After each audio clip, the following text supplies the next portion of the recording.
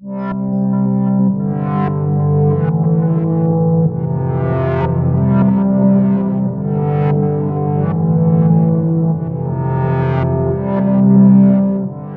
a la gente del día, de Astronomías. Hoy Jorge Escudero. ¿Cómo le va, señor Jorge Escudero? ¿Cómo anda? Hola, buenas tardes. ¿Cómo estás? Hola, ¿qué tal? Buenas tardes. Buenas tardes.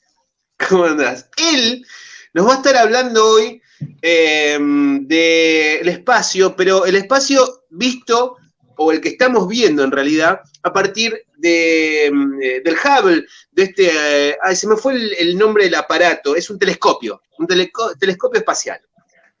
Bien, el telescopio espacial, ese telescopio espacial que tanto te costaba decir, en realidad es un instrumento que usa la humanidad para poder ver mucho más allá de las estrellas, perdón, de la luna y del sol, para mirar las estrellas y las cosas que están muy lejos.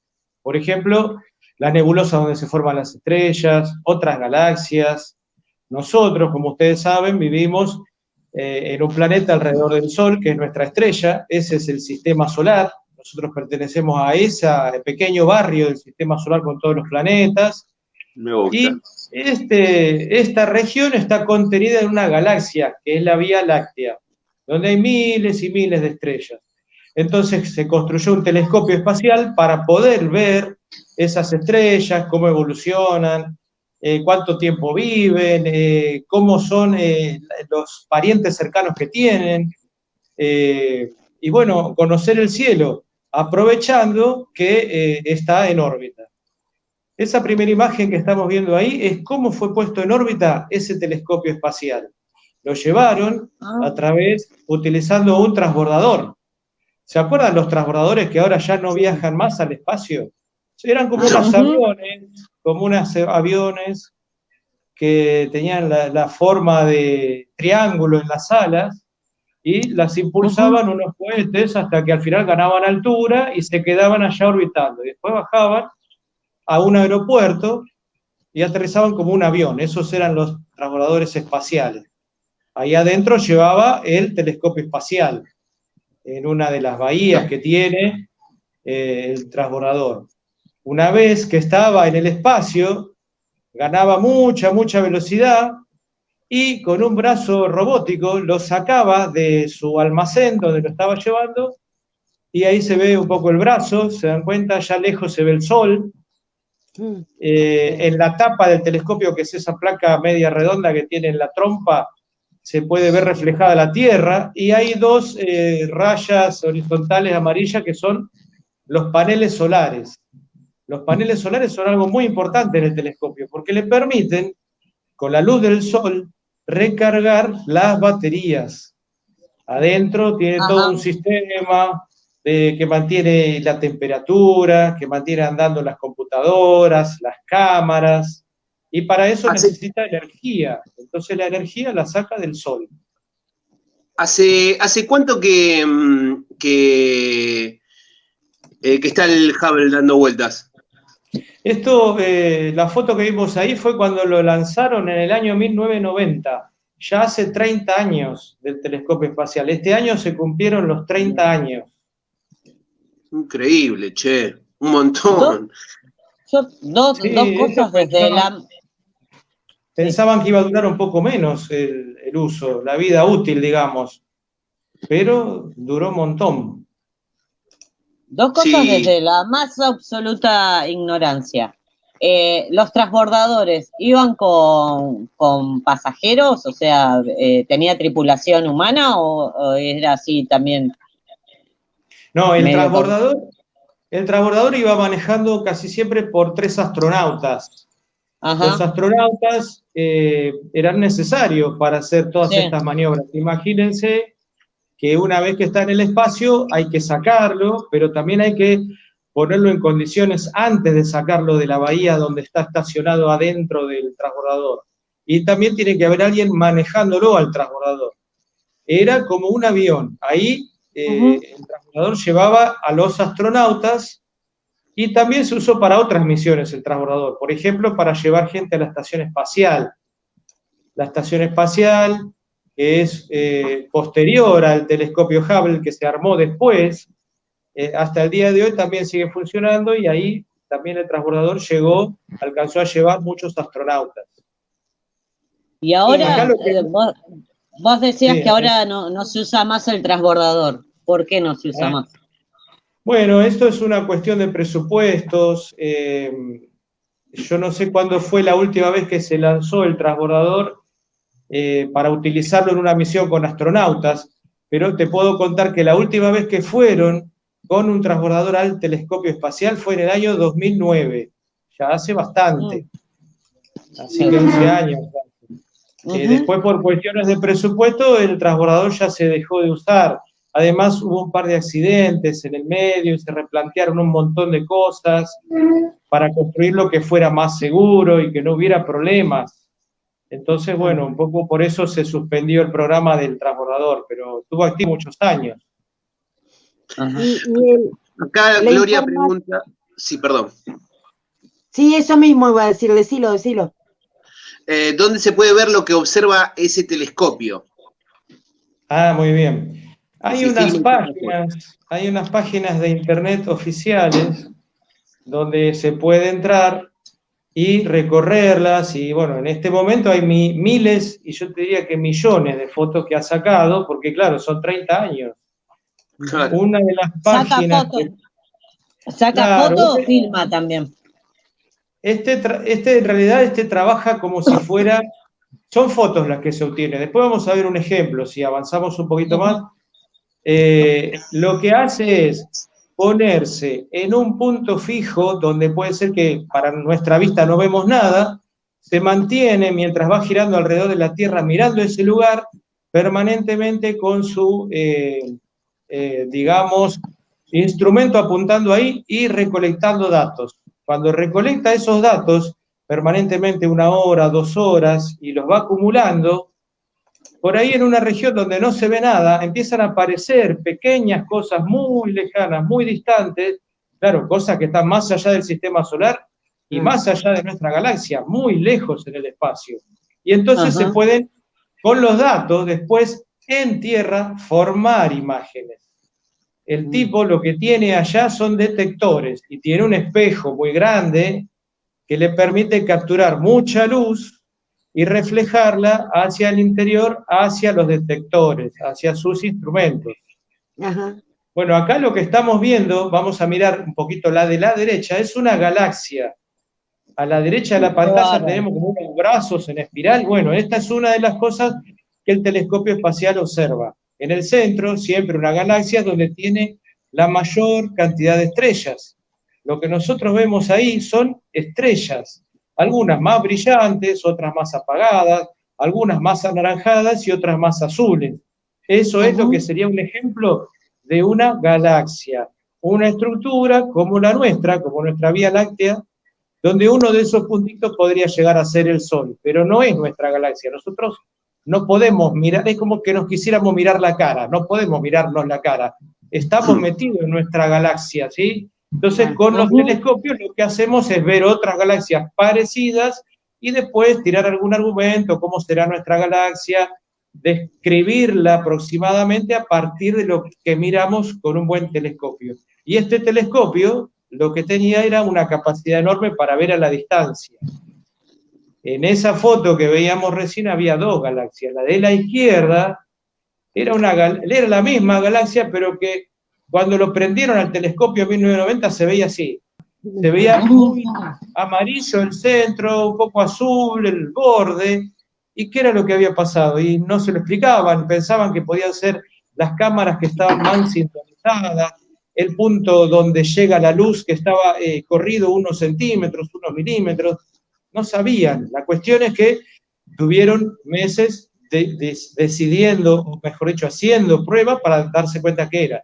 Y lo que era es que el espejo que ellos llevaron al espacio es un espejo redondo, más o menos de 2,5 metros, que está muy bien pulido y muy bien, le habían hecho miles de pruebas, pero se ve que alguna prueba falló, o no le hicieron todas, y no es lo suficientemente curvado.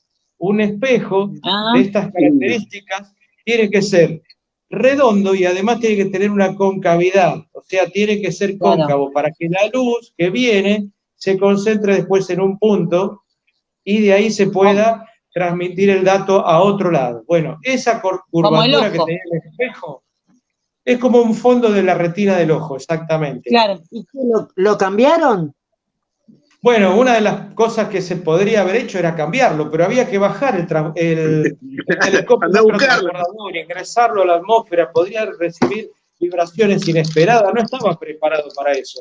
En cambio, sí estaba preparado para que vayan astronautas a visitarlo y le reemplacen o le mejoren las cosas. Bueno, no se imaginaron que lo que primero iban a ver iba a estar tan feo. Entonces, tuvieron que acelerar y la primera vez que le fueron a reparar cosas fue en el año 93. ¿Qué hicieron? Le tuvieron que poner anteojos. Unos anteojos especiales que permiten acomodar la luz que llegaba, digamos, esta luz recibe el espejo principal, rebota en uno secundario y vuelve hacia el espejo principal en un orificio que tiene y detrás están los instrumentos. Entonces la luz que llegaba a los instrumentos, acá le pusieron unos anteojos, detrás del espejo principal, ¿sí? Claro. Entonces con eso corrigieron muy bien, porque vieron que después la galaxia se veía perfecta, tenía tonos, y bueno, eso realmente en el año 94, ahí el telescopio espacial empezó a rendir sus frutos. Yo que tengo miopía y da toda esta explicación y me parece una maravilla, porque eso es lo que hace la operación de ojo, por ejemplo. Cuando pone un lente, como un lente de contacto en el ojo, para poder ver así. O sea, vemos horrible nosotros. Claro. Te corrigen el cristalino y bueno, con eso ellos corrigieron el punto focal, digamos, lo que llega al nervio óptico, ahí se metieron a corregir donde ya llegan los receptores de la imagen. Y además, como vemos este astronauta ahí, porque esas cosas son enormes las que está manejando este astronauta, cuando fueron, tuvieron que abrir el telescopio, sacar una parte y poner otra, porque ya estaba preparado para hacer actualizaciones. Vieron que nosotros cada 2 años cambiamos el celular. Ellos ya sabían que con el tiempo iban a mejorar las cámaras, iban a tener mejores antenas, iban a tener mejores computadoras, y todas esas cosas ya las mandaban desde tierra empaquetadas en diferentes estructuras que después las encajaban ahí. Algunas eran del tamaño de una heladera, había otras que eran como esa, que era como una especie de círculo, un semicírculo con un punto focal, un punto central. Bueno, se saca lo que hay y ponen el nuevo. Y lo que hay, que lo hacen, lo tiran, no, lo traen en el transbordador espacial, lo guardan y lo vuelven a tierra. De esa manera salvaron todo el experimento, toda esta misión, toda esta inversión. Era una inversión que hicieron todos los países europeos con la ESA, que es la Estación Espacial Europea, y la NASA de Norteamérica. Estaban metidos los rusos, los franceses, los italianos, los canadienses, los norteamericanos, no podían creer al principio lo que había pasado. Bueno, se juntaron todos y lograron revertir el problema, y gracias a las misiones y los astronautas que fueron a repararlo, es que ahora vemos las imágenes que podemos ver del Hubble. A veces hemos visto imágenes en documentales donde las estrellas tienen un brillo y el fondo tiene otro color, o en algunos programas, en algunas películas de ciencia ficción, nos damos cuenta que hay estrellas que están más cerca y hay planetas en esas estrellas. Recién ahora sabemos que hay planetas. Hace 10, 15 años, 20 años no se sabía que había planetas, no había la certeza. O sea, había una cosa teórica que nos decía, sí, debe haber planetas. Bueno, la ciencia ficción hace años que habla de planetas en otro lado, invasiones de extraterrestres. Bueno, cuando se lanzó el telescopio espacial, las películas fueron mucho más realistas, porque empezaron a usar nebulosas, galaxias, que al principio no se veían en los años 60, en los años 70, cuando arrancó el cine de ciencia ficción. Jorge, a eso justamente... Morita, perdón, pregunta. No, yo iba a hacer un comentario ahora que decía que viajó o sea, habían puesto plata y tripulación de distintas partes del mundo. Creo que es en Apolo 13 que se rompe en la película, que se rompe una máquina y tienen tripulación rusa, alemana, y dice al final toda una tripulación multinacional y los componentes son chinos, dice, nadie entendía cómo arreglarlo. Ninguno hablaba chino. Es muy bueno, porque se pone como loco, dice, sí, mucha tecnología, mucho alemán, mucho ruso, mucho Estados Unidos, pero los componentes son chinos. Me hizo acordar eso también. La pregunta que yo te iba a hacer. Se nos fue Morita. No me había dado cuenta, perdón, ahí Morita.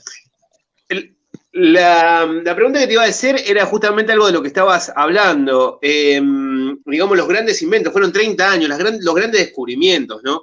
Que nos ha traído este telescopio. Sí, bueno, hay muchas pruebas ahora. Antes, como te digo, ya desde principios de siglo, a principios del siglo XX, digamos, en 1910, 1920, no había muchas pruebas de lo que veíamos en el cielo. O sea, se distinguían los planetas, que ya se sabía que se movían entre las constelaciones del zodíaco, que había planetas que pasaban por Leo, por Virgo, bueno, todas las constelaciones, y el resto de las estrellas estaban fijas. Pero también había manchas nebulosas. ¿Alguna vez vieron las Tres Marías? Cerca de las Tres Marías, que son las más fáciles de localizar en el cielo, hay unas nebulosas que se llaman el cinturón de Orión. En el campo le dicen el facón, le dicen, es como una manchita blanca. Bueno, eso es una nebulosa. Así como está eso, con los telescopios de Europa, con los telescopios de Norteamérica, se veían otras cosas más tenues. Y algunas tenían esa forma espiral que vimos recién aumentada por el Hubble, y ellos no sabían lo que eran. De hecho, no sabían si eran cosas que pertenecían a la Vía Láctea, a nuestro entorno, o si eran cosas que estaban más lejos. Recién en los años 20 o los años 30 hay un astrónomo que trabajaba en el Monte Wilson, de apellido Hubble, Edwin Hubble, que justamente por eso nuestro telescopio espacial lleva ese nombre, porque descubrió que esos lugares contenían estrellas. No eran nubes de gas, ni eran nubes de vapor, ni pertenecían a la atmósfera de la Tierra desde ya. Eran cosas que estaban lejísimos, muy, muy lejos, y tenían una estructura enorme, pero al ojo humano no se veían. Entonces había muchos telescopios en diferentes partes del mundo que trabajaban con espejos, algunos tenían 50 centímetros de diámetro, esos espejos circulares, y podían ver el cielo, pero no podían darse cuenta qué era lo que había. Pero Hubble descubrió que ahí había estrellas, y además calculó, mejor dicho, que las distancias eran enormes, y que parecía que esas estructuras se movían. A partir de lo que descubrió Hubble, se empezó a hablar de que el universo estaba en expansión. Y si había expansión, quiere decir que las cosas que se van alejando en algún momento estuvieron juntos. O sea que en algún momento, tal vez, toda esa materia que hoy forma nuestras galaxias, estaban en un lugar muy concentrado. Bueno, a mitad del siglo XX se empezó a hablar de lo que se llama hoy el Big Bang, como una gran explosión que dio origen a todo lo que conocemos. El telescopio espacial, con las pruebas que hizo, con las observaciones, pudo medir distancia, alejamiento de galaxias, pudo comprobar lo que se había hablado en 1930, 1920. Entonces, por ese lado fue un gran instrumento el telescopio espacial. Además, describió las nebulosas como la que estábamos mostrando recién, que mostró Víctor. Esas nebulosas, esos chorros de gas que hay en algunas regiones del cielo, en esas regiones se forman las estrellas nuevas. Las estrellas no es que nacen así espontáneamente, necesitan material para formarse. Y los planetas, como el nuestro, como la Luna, como los planetas sólidos que conocemos, todo lo que gira alrededor de la estrella que es sólido también se formó con materiales que hay en esas regiones, como la que mostró Víctor recién, que son nebulosas. Así como está la nebulosa de Orión, hagan la prueba, en esta época no se ve la nebulosa, mejor dicho, se ve de madrugada las Tres Marías. Si miran las Tres Marías van a ver las nebulosas y en esa región se están formando estrellas. Con el telescopio espacial, esta es una de las fotos más emblemáticas, los pilares de la creación, hay 3 regiones ahí oscuras, muy oscuras, donde en los topes y dentro de esas, son como si fueran chimeneas, ¿ven? Como si fueran serpientes de gas.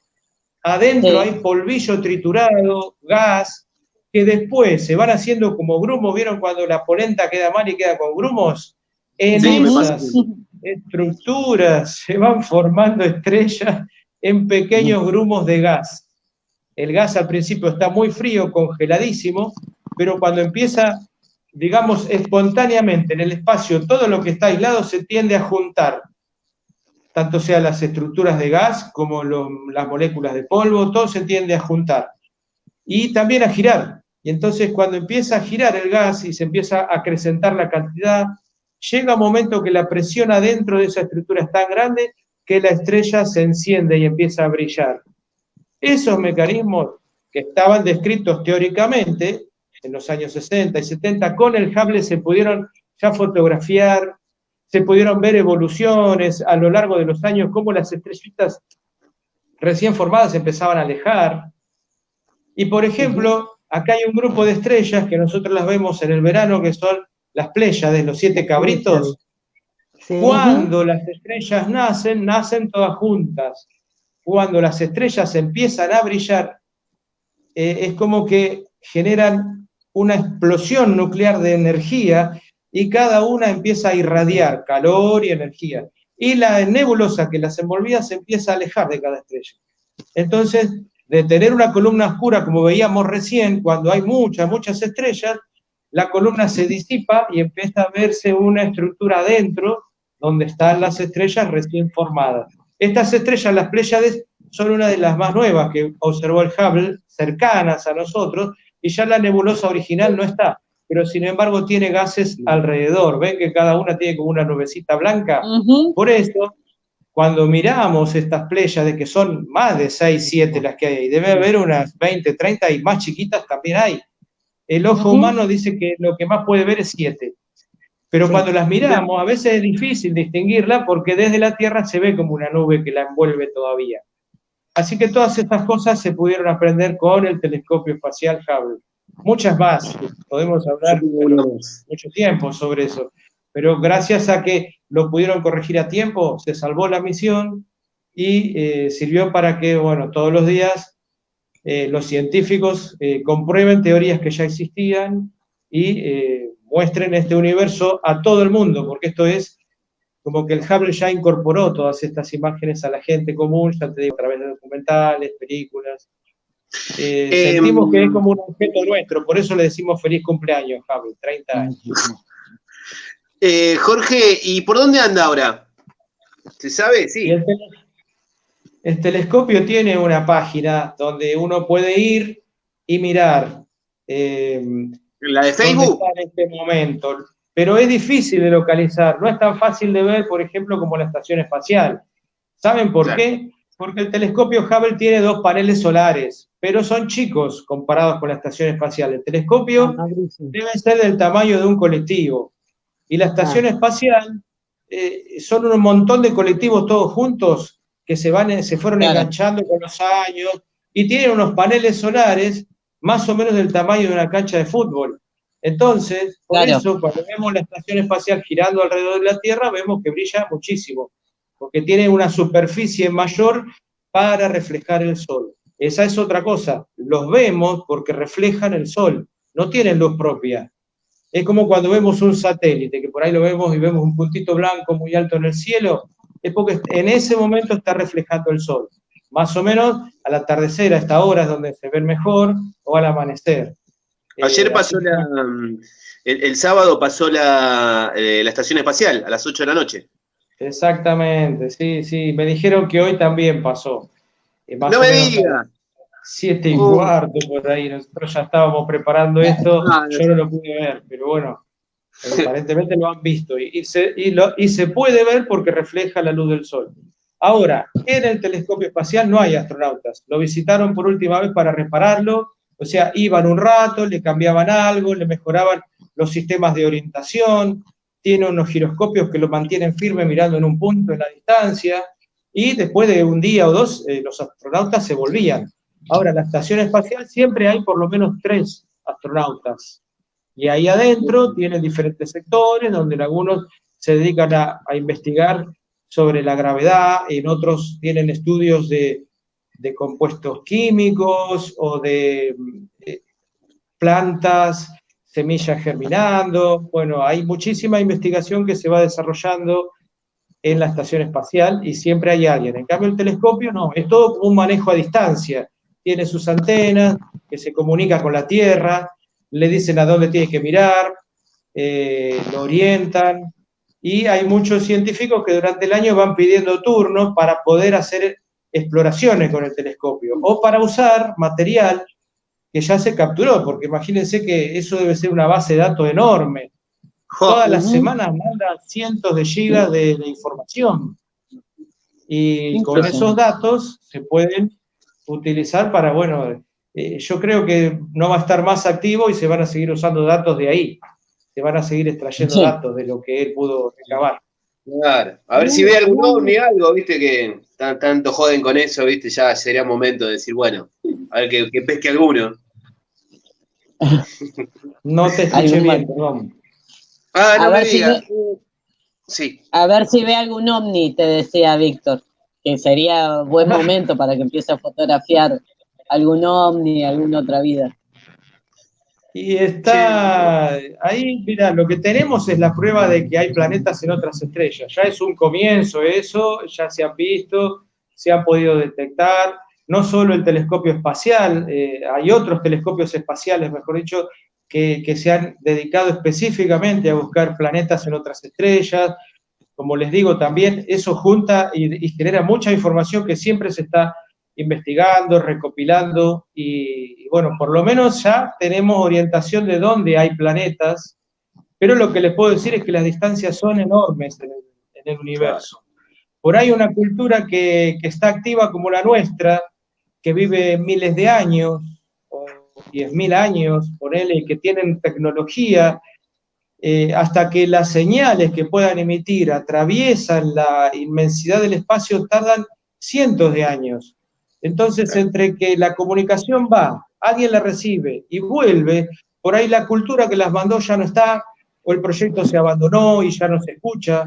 Entonces, dependemos mucho de las grandes distancias que hay en el espacio para poder comunicarnos con otras culturas que sabemos que existen, pero que por ahí en el desfasaje de los tiempos, imagínense que nosotros vivimos el ahora, pero por ahí hay una cultura que vivió en otra estrella hace 3.000 años, o 8.000 años, y ya no están más. Entonces, las distancias son enormes en el espacio, y bueno, es por eso que es tan difícil comunicarse, y si viene alguien, ojo con que a veces miramos el cielo y vemos puntos pasar, acuérdense que son satélites, porque estamos llenos, rodeadísimos de satélites, y como dijo él, es muy probable que salgamos un día y vemos como 50 satélites en fila, que son satélites de comunicaciones de la Tierra, no son ovni, no son extraterrestres, se lanzaron desde la Tierra y están alrededor de la Tierra girando. ¿Saben cuánto tarda en dar una vuelta alrededor de la Tierra el telescopio Hubble? Más o menos 95 minutos, o sea, como un partido de fútbol y un poquito más, como los dos tiempos sumados de un partido de fútbol. Va rápido. Bueno, Jorge, te agradezco por la conversación, la información muy, muy, muy completa, muy linda, la verdad que muy agradable. Gracias. Muchísimas gracias. Muchas gracias. Bueno, gracias, fueron muy amables. Me alegro de haber estado acá. Les mando un saludo a mis alumnos de Astroniños. Yo soy profe de chicos de 10, 11 años, 7 años. Y bueno, les quería mandar un saludo antes de cortar. Con razón, buenísimo. con razón. Con razón fue tan claro. Bueno, gracias. Te mando un abrazo. Saludamos a toda la gente que siempre están alrededor nuestro, nos están hablando, nos están pasando información. Pueden entrar a Endías Astronomía directamente en Facebook, o a través de su canal de YouTube, donde también va a estar saliendo esto. Bueno, nos vemos, Jorge. Muchas gracias, Jorge. Nos vemos, gracias.